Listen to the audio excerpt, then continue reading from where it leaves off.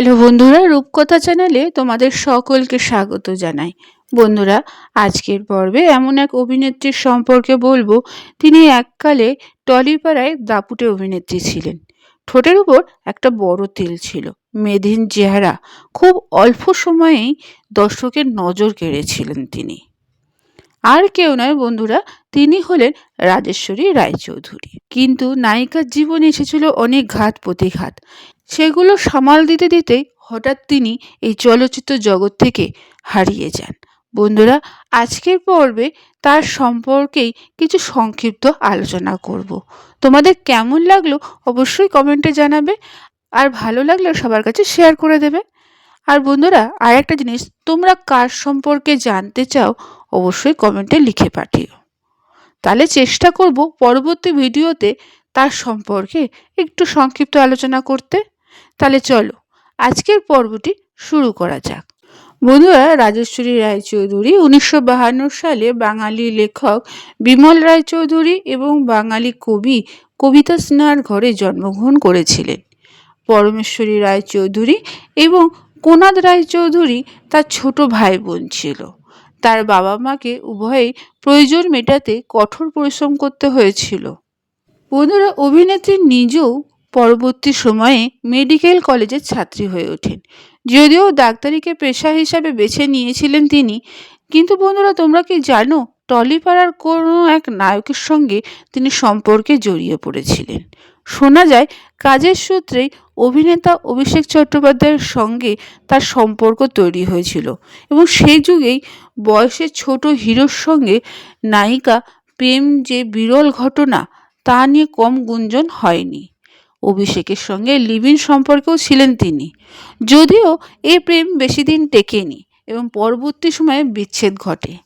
এর ফলেই আস্তে আস্তে রাজেশ্বরী রায়চৌধুরী অতল জলে তলিয়ে যায় এবং চলচ্চিত্র এই চাকচিক্য জগৎ থেকে তিনি হারিয়ে যান।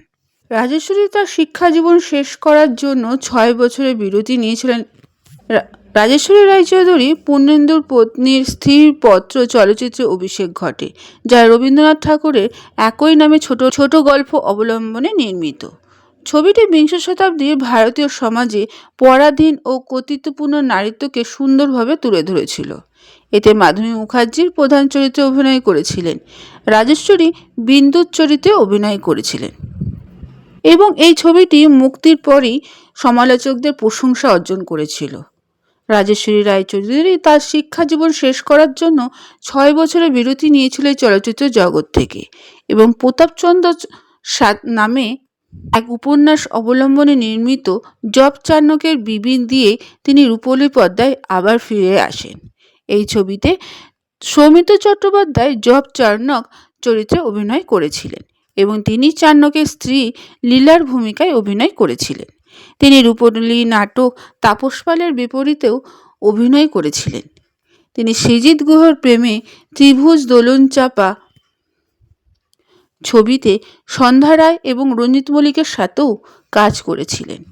পরবর্তী সময়ে তার বৈবাহিক জীবনে 2 মেয়ে এবং 1 ছেলে ছিল।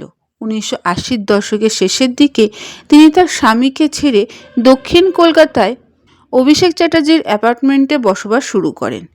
চ্যাটার্জির সাথে অর্থাৎ অভিষেক চ্যাটার্জির সাথে তার সম্পর্ক মিডিয়াতে ব্যাপকভাবে জল্পনা কল্পনা শুরু হয়েছিল। পরবর্তী সময়ে তার সাথে বিচ্ছেদের পর রাজেশ্বরী রায়চৌধুরী মদ্যপ হয়ে ওঠে এবং অবশেষে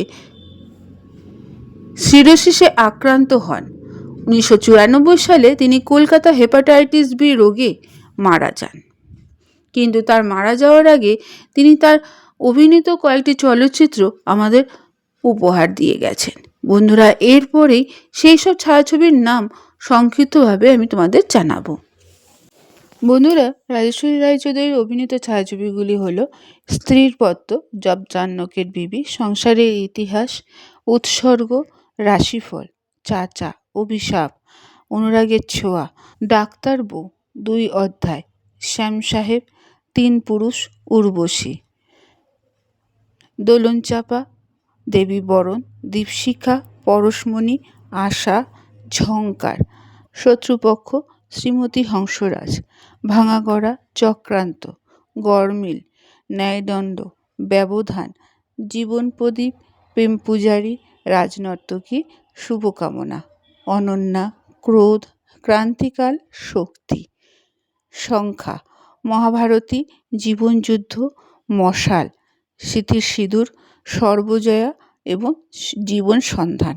বন্ধুরা, এইসব ছায়াছবির মাধ্যমে রাজেশ্বরী রায়চৌধুরী দর্শকের মনে জায়গা করে নিয়েছিল। আজও হয়তো কিছু মানুষ এইসব সিনেমা দেখলে তাকে স্মরণ করে থাকে।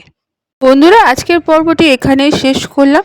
এতক্ষণ আমার ভিডিওটি দেখার জন্য ও শোনার জন্য তোমাদের অসংখ্য ধন্যবাদ।